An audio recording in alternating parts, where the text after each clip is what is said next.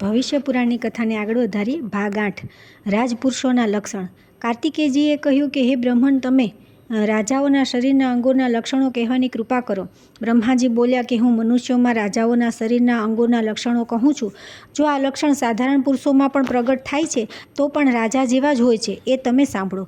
જે પુરુષના નાભી, સ્વર અને સંધિસ્થાન આ 3 ગંભીર હોય, મુખ, લલાટ અને વક્ષસ્થળ આ 3 વિસ્તીર્ણ હોય, વક્ષસ્થળ, કાન, નાક, આંખ, મુખ અને કૃકાટિકા ગળામાં રીઢની જોડ આ 6 ઉન્નત અર્થાત ઊંચા હોય, ઉપસ્થ, પીઠ, ગ્રીવા અને જાંઘ આ 4 હસ્વ હોય, નેત્રોના સ્થાન હાથ, પગ, તાળું, હોઠ, જીભ તથા નખ આ 7 રક્તવર્ણના હોય, હડપચી, નેત્ર, ભુજા, નાસિકા તથા બંને સ્તનોના અંતર આ 5 દીર્ઘ હોય અને દાંત, કેસ, આંગળીઓના ટેરવા, ચામડી તથા નખ આ 5 સૂક્ષ્મ હોય, તે 7 દ્વીપ પૃથ્વીનો રાજા થાય છે.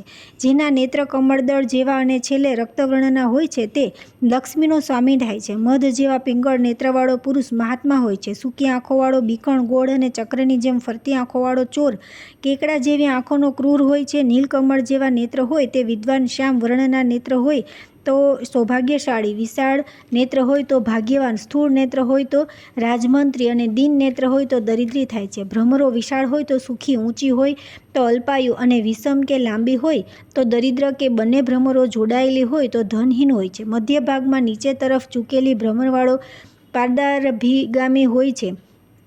બાલચંદ્રકળા જેવી ભ્રમરો હોય તો રાજા થાય છે. ઊંચું અને નિર્મળ લલાટ હોય તો ઉત્તમ પુરુષ થાય છે. નીચું લલાટ હોય તો સ્તુતિ ક્રિયા જાણનાર અને ધનવાન હોય છે. લલાટ ઊંચું નીચું હોય તો દરિદ્ર તથા છીપ જેવું લલાટ હોય તો આચાર્ય થાય છે. સ્નિગ્ધ, હાસ્યયુક્ત અને દીનતાથી રહિત મુખ શુભ હોય છે. દૈન્ય ભાવયુક્ત તથા આંસુઓથી યુક્ત આંખોવાળો અને રૂખા ચહેરાવાળો શ્રેષ્ઠ નથી. ઉત્તમ પુરુષનું હાસ્ય કંપન રહિત, ધીરે ધીરે અને અધમ વ્યક્તિનું મોટા અવાજ સાથે હોય છે. હસતી વખતે નેત્રો બંધ કરનાર પાપી હોય છે. ગોળ મસ્તકવાળો પુરુષ અનેક ગાયોનો સ્વામી તથા ચપટા માથાવાળો માતા પિતાને પજવનાર હોય છે. ઘંટની આકૃતિ જેવા મસ્તકવાળો સતત પ્રવાસ કરતો હોય છે. નીચા મસ્તકવાળો અને અનર્થોનો સર્જક હોય છે. આ પ્રમાણે પુરુષના શુભ અને અશુભ લક્ષણો મેં તમને કહ્યા. હવે સ્ત્રીઓના લક્ષણ કહીશ. ત્યાર પછી આવે છે સ્ત્રીઓના શુભાશુભ લક્ષણ. બ્રહ્માજી બોલ્યા કે હે કાર્તિકેય, સ્ત્રીઓના જે લક્ષણ મેં પહેલાં નારદજીને કહ્યા હતા તે જ શુભાશુભ લક્ષણો કહું છું. તમે ધ્યાનથી સાંભળો. શુભ મુહૂર્તમાં કન્યાના હાથ, પગ, આંગળીઓ, નખ, હાથની રેખા, જાંઘ, કમર, નાભી, ઉરુ, પેટ, પીઠ, ભુજા, કાન, જીભ, હોઠ, દાંત, ગાલ, કંઠ, નેત્ર, નાક, લલાટ, મસ્તક, કેશ, સ્વર, વર્ણ અને ભ્રમર આ બધાના લક્ષણ જોયા. જેના કંઠમાં રેખા હોય અને નેત્રોના કિનારાનો ભાગ થોડો લાલ હોય તે સ્ત્રી જે ઘરમાં જાય છે તે ઘરની દિવસે ને દિવસે વૃદ્ધિ થાય છે. જેના લલાટમાં ત્રિશુળનું ચિહ્ન હોય તે અનેક દાસીઓની સ્વામીની હોય છે. જે સ્ત્રીની રાજહંસ જેવી ચાલ, હરણી જેવા નેત્ર, હરણ જેવો શરીરનો વર્ણ, દાંત બરાબર અને શ્વેત હોય છે તે ઉત્તમ સ્ત્રી છે. દેડકા જેવી કુખવાળી એક જ પુત્રને જન્મ આપે છે અને તે પુત્ર રાજા થાય છે. હંસ જેવા મધુર વચન બોલનારી, મધ જેવો પિંગળ વર્ણવાળી સ્ત્રી ધન ધાન્યથી સંપન્ન હોય છે. તેને 8 સંતાન થાય છે. જે સ્ત્રીના લાંબા કાન, સુંદર નાક અને ભ્રમરો ધનુષ્યાકાર હોય છે તે અતિશય સુખી થાય છે. નાજુક શ્યામ વર્ણવાળી, મધુરભાષિણી, શંખ જેવા અતિશય સફેદ દાંતવાળી, સ્નિગ્ધ અંગોવાળી સ્ત્રી અતિશય ઐશ્વર્યને પ્રાપ્ત કરે છે. વિસ્તીર્ણ જાંઘોવાળી, વેદી સમાન મધ્ય ભાગવાળી, વિશાળ આંખોવાળી સ્ત્રી રાણી થાય છે. જે સ્ત્રીના ડાબા સ્તન પર, હાથમાં, કાન ઉપર અથવા ગળામાં તલ અથવા મસો હોય તે સ્ત્રીને પ્રથમ પુત્ર જન્મે છે. જે સ્ત્રીનો પગ લાલ વર્ણનો હોય, ઘૂંટણો બહુ ઊંચી ન હોય, નાની એડી હોય, એકબીજા સાથે મળેલી સુંદર આંગળીઓ હોય, લાલ નેત્ર હોય એવી સ્ત્રી અતિ સુખ ભોગવે છે. જેના પગ મોટા મોટા હોય અને બધા અંગોમાં રોમ હોય અને નાના અને જાડા હાથ હોય તે દાસી થાય છે. જે સ્ત્રીના પગ ઉત્કટ હોય, મુખ વિકૃત હોય, ઉપરના હોઠની ઉપર રોમ હોય તે શીઘ્ર પોતાના પતિને મારી નાખે છે. જે સ્ત્રી પવિત્ર, પતિવ્રતા, દેવતા, ગુરુ અને બ્રાહ્મણોની ભક્ત હોય છે તે માનુષી કહેવાય છે. નિત્ય સ્નાન કરનારી, સુગંધિત દ્રવ્ય લગાડનારી, મધુર વચન બોલનારી, ઓછું જમનારી, ઓછું સુવાવાળી અને સદા પવિત્ર રહેનારી સ્ત્રી દેવતા શ્રેણીની હોય છે. ગુપ્ત રૂપે પાપ કરનારી, પાપને છુપાવનારી, પોતાના હૃદયના અભિપ્રાયને કોઈની સામે પ્રગટ ન કરનારી સ્ત્રીને બિલાડીની સંજ્ઞા અપાય છે. ક્યારેક હસનારી, ક્યારેક ક્રીડા કરનારી, ક્યારેક ક્રોધ કરનારી, ક્યારેક પ્રસન્ન રહેવાવાળી તથા પુરુષોની વચ્ચે રહેવાવાળી સ્ત્રી ગર્દભી શ્રેણીની હોય છે. પતિ અને બાંધવો દ્વારા કહેલી હિતકારી વાતને ન માનનારી, પોતાની ઈચ્છાનુસાર વિહાર કરનારી સ્ત્રી આસુરી કહેવાય છે. બહુ ખાનારી, બહુ બોલનારી, ખોટા વચન બોલનારી, પતિને મારનારી સ્ત્રી રાક્ષસી કહેવાય છે. પવિત્રતા, આચાર અને રૂપ રહિત સદા મલિન રહેનારી અતિશય ભયંકર સ્ત્રી પિશાચી કહેવાય છે. અતિશય ચંચળ સ્વભાવની ચપળ નેત્રોવાળી આમ તેમ જોયા કરતી લોભી સ્ત્રી વાંદરી શ્રેણીની છે. ચંદ્રમુખી મદમત હાથી જેવી ચાલવાળી લાલ વર્ણના નખવાળી શુભ લક્ષણોથી યુક્ત હાથ પગવાળી સ્ત્રી વિદ્યાધરી શ્રેણીની છે. વીણા મૃદંગ વાંસળી વગેરે વાદ્યોના ધ્વનિને સાંભળવાની તથા સુગંધિત દ્રવ્યોમાં અભિરુચિ રાખનારી સ્ત્રી ગાંધર્વી શ્રેણીની છે. સુમંતુ મુનિએ કહ્યું કે રાજન, બ્રહ્માજી આ પ્રમાણે સ્ત્રી પુરુષોના લક્ષણોને સ્વામી કાર્તિકેયને કહીને પોતાના લોકમાં ચાલ્યા ગયા. ત્યાર પછી આવે છે વિનાયક પૂજાનું મહાત્મ્ય. સતાનિકે કહ્યું કે હે મુનિ, હવે તમે મને ભગવાન ગણેશની આરાધના વિશે કહો. સુમંતુ મુનિ બોલ્યા કે હે રાજન, ભગવાન ગણેશની આરાધનામાં કોઈ તિથિ, નક્ષત્ર કે ઉપવાસ વગેરેની અપેક્ષા હોતી નથી. જે કોઈ પણ દિવસે શ્રદ્ધા ભક્તિપૂર્વક ભગવાન ગણેશની પૂજા કરવામાં આવે તો તે અભિષ્ટ ફળ આપે છે. કામના ભેદથી અલગ અલગ વસ્તુઓ દ્વારા ગણપતિની મૂર્તિ બનાવીને તેની પૂજા કરવાથી મનોવાંછિત ફળની પ્રાપ્તિ થાય છે. મહાકર્ણાય વિદ્મહે વક્રતુંડાય ધીમહિ તન્નો દંતી પ્રચોદયાત. આ ગણેશ ગાયત્રી છે. આનો જપ કરવો જોઈએ. શુક્લ પક્ષની ચતુર્થીના દિવસે ઉપવાસ કરીને જે ભગવાન ગણેશનું પૂજન કરે છે તેના બધા કાર્યો સિદ્ધ થઈ જાય છે અને બધા અનિષ્ટ દૂર થઈ જાય છે. શ્રી ગણેશજીને અનુકૂળ થવાથી સંપૂર્ણ જગત અનુકૂળ થઈ જાય છે. જેના પર એકદંત ભગવાન ગણપતિ સંતુષ્ટ થાય છે તેના પર દેવતા, પિતર, મનુષ્ય વગેરે બધા પ્રસન્ન રહે છે. તેથી સંપૂર્ણ વિઘ્નોને દૂર કરવા માટે શ્રદ્ધા ભક્તિપૂર્વક ગણેશજીની આરાધના કરવી જોઈએ. ત્યાર પછી આવે છે ચતુર્થી કલ્પમાં શિવા, શાંતા તથા સુખા 3 પ્રકારની ચતુર્થીનું ફળ અને તેમના વ્રત વિધાન. સુમંતુ મુનિએ કહ્યું કે હે રાજન, ચતુર્થી તિથિ 3 પ્રકારની હોય છે: શિવા, શાંતા અને સુખા. હવે હું એમના લક્ષણ કહું છું તે સાંભળો. ભાદ્રપદ માસની શુક્લ ચતુર્થીનું નામ શિવા છે. આ દિવસે જે સ્નાન, દાન, ઉપવાસ, જપ વગેરે સત્કર્મ કરવામાં આવે છે તે ગણપતિની કૃપાથી 100 ગણા થઈ જાય છે. આ ચતુર્થીએ ગોળ, મીઠું અને ઘીનું દાન કરવું એ સુપ્રદ માનવામાં આવે છે અને ગોળના માલપુવાનું બ્રાહ્મણોને ભોજન કરાવવું જોઈએ તથા તેમની પૂજા કરવી જોઈએ. આ દિવસે જે સ્ત્રી પોતાના સાસુ સસરાને ગોળના માલપુવા તથા ખારા નમકીન પુડલા ખવડાવે છે તે ગણપતિના અનુગ્રહથી સૌભાગ્યવતી થાય છે. પતિના કામના કરવાવાળી કન્યા વિશેષ રૂપે આ ચોથનું વ્રત કરે અને ગણેશજીની પૂજા કરે. હે રાજન, આ શિવા ચતુર્થીનું વિધાન છે. માઘ માસની શુક્લા ચતુર્થીને શાંતા કહે છે. આ શાંતા તિથિ નિત્ય શાંતિ પ્રદાન કરવાના કારણે શાંતા કહેવાય છે. આ દિવસે કરેલા સ્નાન દાનાદિથી સત્કર્મ ગણેશજીની કૃપાથી 1000 ગણા ફળપ્રદ થઈ જાય છે. આ શાંતા નામક ચતુર્થીએ ઉપવાસ કરીને ગણેશજીનું પૂજન અને હવન કરવો તથા મીઠું, ગોળ, સોળ, શાક અને ગોળના માલપુવાનું બ્રાહ્મણને દાન આપવું. ખાસ કરીને સ્ત્રીઓ પોતાના સસરા વગેરેનું પૂજન કરે અને તેમને ભોજન કરાવે. આ વ્રત કરવાથી અખંડ સૌભાગ્યની પ્રાપ્તિ થાય છે. સમસ્ત વિઘ્ન દૂર થઈ જાય છે અને ગણેશજીની કૃપા પ્રાપ્ત થાય છે. કોઈ પણ મહિના મંગળવાર યુક્ત શુક્લ ચતુર્થીને સુખા કહે છે. આ વ્રત સ્ત્રીઓને સૌભાગ્ય, ઉત્તમ રૂપ અને સુખ આપનારું છે. ભગવાન શંકર અને માતા પાર્વતીના સંયુક્ત તેજથી ભૂમિ દ્વારા લાલ વર્ણના મંગળની ઉત્પત્તિ થઈ. ભૂમિનો પુત્ર હોવાથી તે ભૌમ કહેવાય છે અને કુંજ, રક્ત, વીર, અંગારક વગેરે નામોથી પ્રસિદ્ધ થયો. આ શરીરના અંગોનો રક્ષક તથા સૌભાગ્ય વગેરે આપનારો છે તેથી અંગારક કહેવાય છે. જે પુરુષ કે સ્ત્રી ભૌમવારયુક્ત શુક્લ ચતુર્થીએ ઉપવાસ કરીને ભક્તિપૂર્વક પ્રથમ ગણેશજીનું, પછી લાલ ચંદન, રક્ત, પુષ્પ વગેરેથી ભૌમનું પૂજન કરે છે તેમને સૌભાગ્ય અને ઉત્તમ રૂપ સંપત્તિ પ્રાપ્ત થાય છે. પ્રથમ સંકલ્પ કરીને સ્નાન કરવું, પછી ગણેશનું સ્મરણ કરી હાથમાં શુદ્ધ માટી લઈને આ મંત્ર બોલવો: ઇહમ ત્વમ વંદિતા પૂર્વમ કૃષ્ણે નોર્ધતા કિલ તસ્માન મે દહ પાપામન યન્મનયા પૂર્વ સંચિતનમ. એના પછી મૃતિકાને ગંગાજળમાં ભીંજવીને સૂર્યની સામે દેખાડી પોતાના મસ્તક વગેરે અંગો પર લગાવી અને પછી પાણીમાં ઊભા રહી આ મંત્ર બોલીને નમસ્કાર કરવા: ત્વમાપો યોનિ સર્વેશા દૈત્ય દાનવ સામ સ્વેદાંડ જો દ્વિધા ચૈવ રસાનામ પતયે નમઃ. પછી બધા તીર્થો, નદીઓ, સરોવરો, ઝરણા અને તળાવોમાં મેં સ્નાન કર્યું એવી ભાવના કરીને ડૂબકી મારીને સ્નાન કરવું. પછી પવિત્ર થઈ ઘરમાં આવી દુર્વા, પીપળો, શમી તથા ગાયનો સ્પર્શ કરવો. આમને સ્પર્શ કરવાના મંત્ર આ પ્રમાણે છે: દુર્વા સ્પર્શ કરવાનો મંત્ર: ત્વમ દુર્વે મૃત નામાસી સર્વ દેવેસ્તુ વંદિતા વંદિતા દહમ તર્વસ્વર દુરિતમ યન્મયા કૃતમ. શમી સ્પર્શ કરવાનો મંત્ર: પવિત્રાણામ પવિત્રા ત્વમ કાશ્યપી પ્રથિમા શ્રુતો શમી સમય મે પાપમ નૂનમ વેત્સી ધરાધરનઃ. પીપળાના વૃક્ષને સ્પર્શ કરવાનો મંત્ર: નેત્રસ્પંદનાંજી દુઃખમ દુસ્વપ્નમ દુર્વિચિંતનમ શક્તાનામ ચ સમુદ્યોગ અસ્વત્થમ ત્વમ ક્ષમસ્વ મે. ગાયને સ્પર્શ કરવાનો મંત્ર: સર્વદેવમયી દેવી મુનિભિસ્તુ સુપૂજિતા તત્માસ સુતર્ષ્યામિ વંદે ત્વામ વંદિતા પાપહા ભવ. શ્રદ્ધાપૂર્વક પહેલાં ગાયની પ્રદક્ષિણા કરી ઉપરોક્ત મંત્ર બોલવો અને ગાયનો સ્પર્શ કરવો.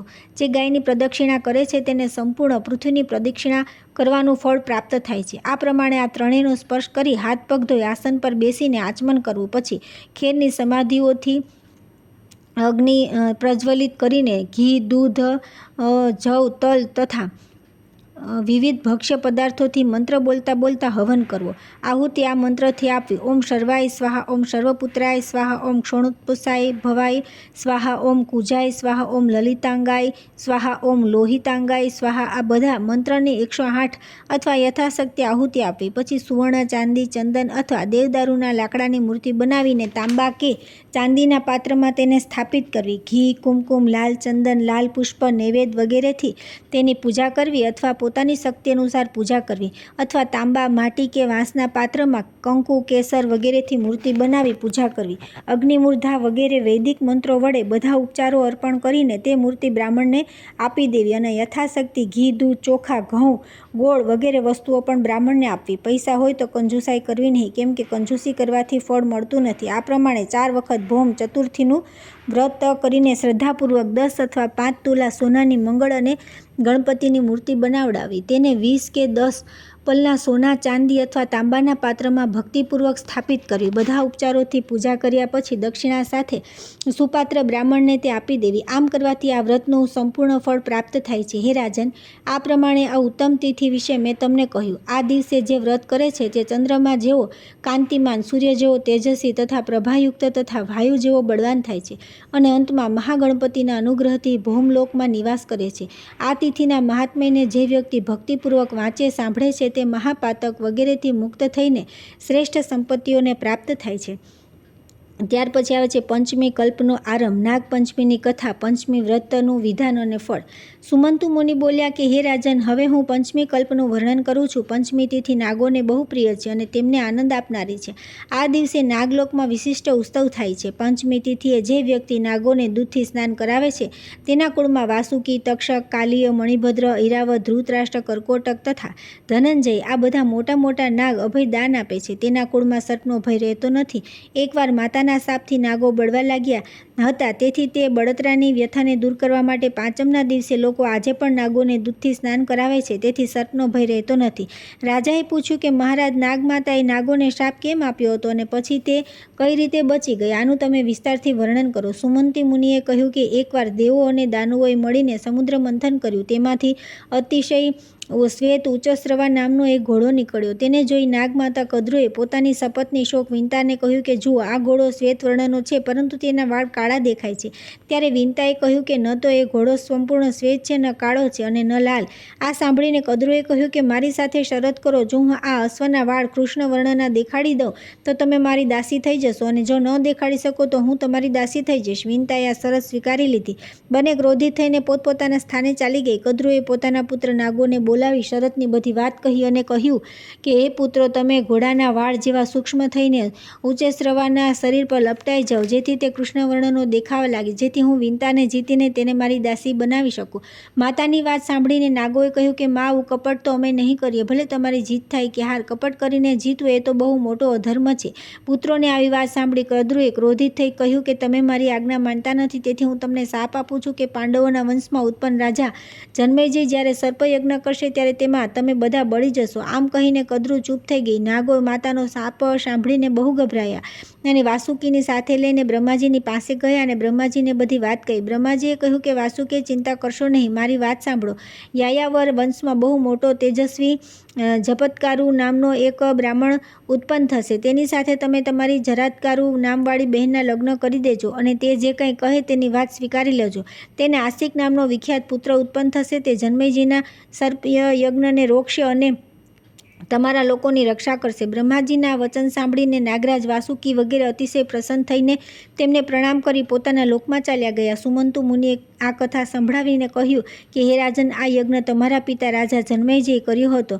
આ જ વાત ભગવાન શ્રી કૃષ્ણે રાજા યુધિષ્ઠિરને પણ કહી હતી. રાજન, આજથી 100 વર્ષ બાદ સર્પયજ્ઞ થશે, જેમાં મોટા મોટા વિષધર અને દુષ્ટ નાગ નષ્ટ થઈ જશે. કરોડો નાગ જ્યારે અગ્નિમાં બળવા લાગશે ત્યારે આસ્તિક નામના બ્રાહ્મણ સર્પયજ્ઞ રોકીને નાગોની રક્ષા કરશે. છે. બ્રહ્માજીએ પંચમીના દિવસે વરદાન આપ્યું હતું અને આસ્તિક મુનિએ પાંચમીએ જ નાગોની રક્ષા કરી હતી. તેથી પંચમી તિથિ નાગોને બહુ પ્રિય છે.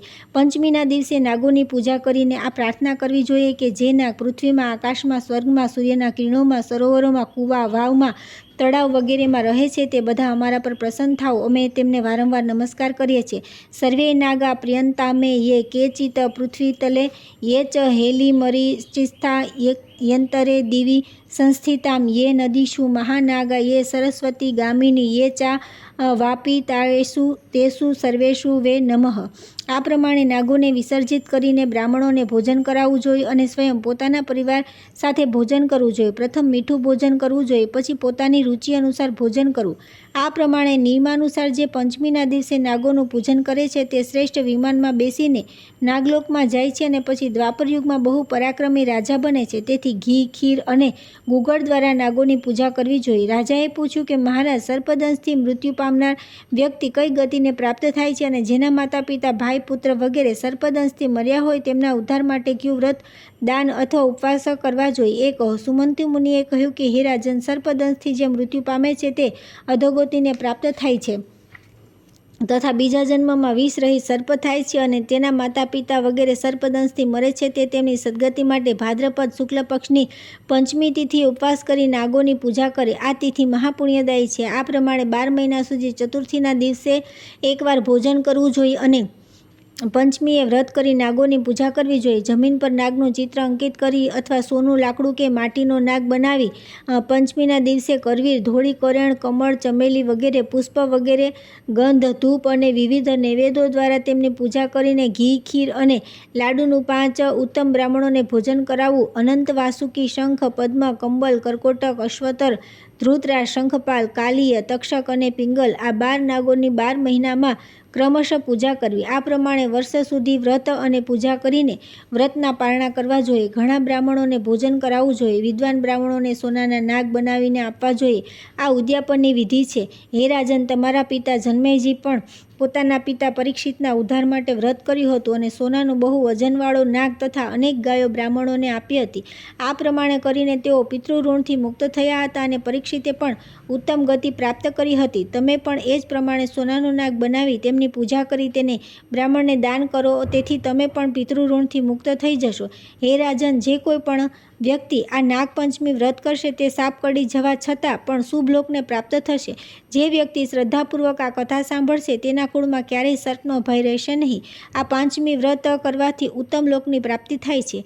ત્યાર પછી આવે છે સર્પોના લક્ષણ, સ્વરૂપ અને જાતિ. રાજા સતાનિકે પૂછ્યું કે હે મુનિ, સર્પોના કેટલા રૂપ છે, શું લક્ષણ છે, કેટલા રંગ છે અને તેમની કેટલી જાતિઓ છે તેનું વર્ણન કરો. સુમંતુ મુનિએ કહ્યું કે હે રાજન, આ વિષયમાં સુમેરુ પર્વત પર મહર્ષિ કશ્યપ અને મહર્ષિ ગૌતમનો જે સંવાદ થયો હતો તેનું હું વર્ણન કરું છું. મહર્ષિ કશ્યપ કોઈ સમયે પોતાના આશ્રમમાં બેઠા હતા. તે સમયે ત્યાં ઉપસ્થિત મહર્ષિ ગૌતમે તેમને પ્રણામ કરીને વિનયપૂર્વક પૂછ્યું, મહારાજ, સર્પના લક્ષણ, જાતિ, વર્ણ અને સ્વભાવ કેવા હોય છે તેનું તમે વર્ણન કરો તથા તેમની ઉત્પત્તિ કઈ રીતે થઈ એ પણ કહો. તે વિષ કઈ રીતે છોડે છે, વિષના કેટલા પ્રવાહ છે, વિષની કેટલી નાડીઓ છે, સર્પોના દાંત કેટલા પ્રકારના હોય છે, સાપણ ગર્ભ ક્યારે ધારણ કરે છે અને કેટલા સમયમાં પ્રસવ કરે છે, સ્ત્રી, પુરુષ અને નપુંસક સર્પોના શું લક્ષણ છે, સર્પ શા માટે કરડે છે, આ બધી વાતો કૃપા કરીને મને કહો. કશ્યપજી બોલ્યા કે હે મુનિ, હું સર્પોના બધા ભેદોનું વર્ણન કરું છું. તમે ધ્યાનથી સાંભળો. જેઠ અને અષાઢ માસમાં સર્પોને મધ થાય છે. તે સમયે તે મૈથુન કરે છે. વર્ષા ઋતુના 4 મહિના સુધી સાપણ ગર્ભ ધારણ કરે છે. કાર્તિકમાં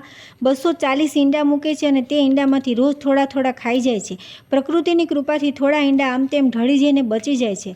સોનાની જેમ ચળકતા ઈંડામાં પુરુષ, વર્ણકેતક વર્ણ જેવી આભાવાળા અને લાંબી રેખાઓથી યુક્ત ઈંડાથી સ્ત્રી તથા શિરીષ પુષ્પ જેવા રંગના ઈંડામાંથી નપુંસક સર્પ થાય છે. તે ઈંડાને સાપણ 6 મહિના સુધી સેવે છે. પછી ઈંડા ફૂટી જતાં તેમાંથી સર્પ નીકળે છે અને બચ્ચા પોતાની માતાને સ્નેહ કરે છે.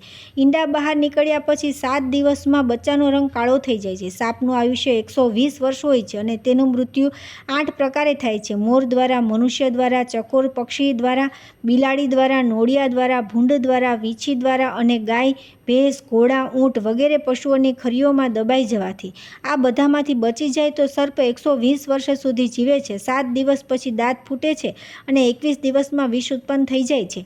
સાપ દંશ મારીને તરત જ પોતાના જડબામાંથી તીક્ષ્ણ વિષનો ત્યાગ કરે છે અને પછી વિષ એકઠું થઈ જાય છે. સાપણની સાથે ફરતો સાપ બાલ સર્પ કહેવાય છે.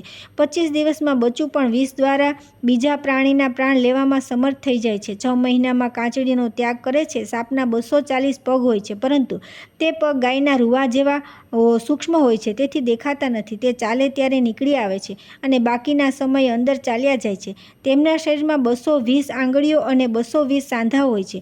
પોતાના સમય વિના જે સર્પ ઉત્પન્ન થાય છે તેમનામાં વિષ ઓછું હોય છે અને 75 વર્ષથી વધારે જીવતા પણ નથી. જે સાપના દાંત લાલ, પીળા અને સફેદ ન હોય અને વિષનો વેગ પણ મંદ હોય તે અલ્પાયુ અને બીકણ હોય છે. સાપને એક મોઢું, 2 જીભ, 32 દાંત અને ઝેરથી ભરેલી 4 દાઢો હોય છે. તે દાઢોના નામ મકરી, કરાલી, કાલરાત્રિ અને યમદૂતી છે. એમના ક્રમશઃ બ્રહ્મા, વિષ્ણુ, રુદ્ર અને યમ આ 4 દેવતા છે. યમદૂતી દાઢ સૌથી નાની હોય છે. એનાથી સાપ જેને કરડે છે તે તરત મરી જાય છે. એના પર મંત્ર, તંત્ર, ઔષધિ વગેરેની કોઈ અસર થતી નથી. મકરી દાઢ શસ્ત્ર જેવી, કરાલી દાઢ કાગડાના પગ જેવી તથા કાલરાત્રિનું ચિહ્ન હાથ જેવું હોય છે અને યમદૂતી કાચબા જેવી હોય છે. આ ક્રમશઃ 1, 2, 3 અને 4 મહિનામાં ઉત્પન્ન થાય છે અને ક્રમશઃ વાત, પિત્ત, કફ અને સનેપાત એમનામાં હોય છે. ક્રમશઃ ગોળ સાથે ભાત, કષાય, સ્વાદયુક્ત અન્ન, કડવા પદાર્થ, સનેપાતમાં આપવામાં આવતું ભોજન સાપ કરડ્યો હોય તેને આપવું જોઈએ. શ્વેત, લાલ, પીળી અને કાળી આ દાઢોના 4 રંગ છે. એમના વર્ણ ક્રમશઃ બ્રાહ્મણ, ક્ષત્રિય, વૈશ્ય અને શૂદ્ર છે. સર્પોની દાઢોમાં હંમેશા વિષ રહેતું નથી. જમણા નેત્રની પાસે વિષ રહેવાનું સ્થાન છે. ક્રોધ કરવાથી તે વિષ પહેલાં માથા પર જાય છે, માથામાંથી ધમની અને પછી નાડીઓ દ્વારા દાઢમાં પહોંચી જાય છે.